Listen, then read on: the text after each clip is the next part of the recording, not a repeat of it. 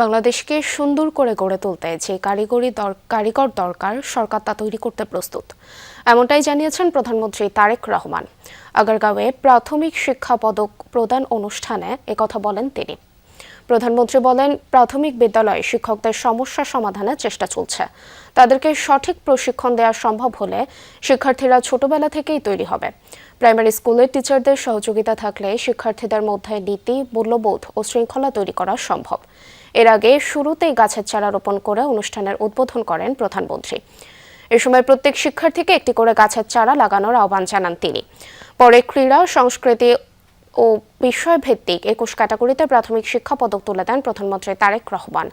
উপজেলা পর্যায় থেকে শুরু হয়ে এসব প্রতিযোগিতা ধাপে ধাপে জাতীয় পর্যায়ে অনুষ্ঠিত হয়েছে।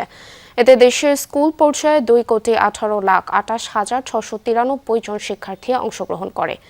বিভিন্ন ধাপ পেরিয়ে নির্বাচিত শ্রেষ্ঠ শিক্ষার্থীদের অনুষ্ঠানে প্রাথমিক শিক্ষা পদক 2026 প্রদান করা হয়। প্রাইমারি স্কুলের শিক্ষকদেরকে যদি আমরা সঠিক ট্রেনিং এর মাধ্যমে সঠিকভাবে গড়ে তুলতে পারি, তাদেরকে সঠিক ট্রেনিং দিতে পারি, তারা তাদের সেই ট্রেনিংটা, সেই শিক্ষাটা তারা শিক্ষার্থীদের কাছে পৌঁছে দিবেন, যার ফলে শিক্ষার্থীরা অর্থাৎ প্রাইমারি স্কুল থেকে একটা শক্ত বুনিয়াদ গড়ে উঠবে।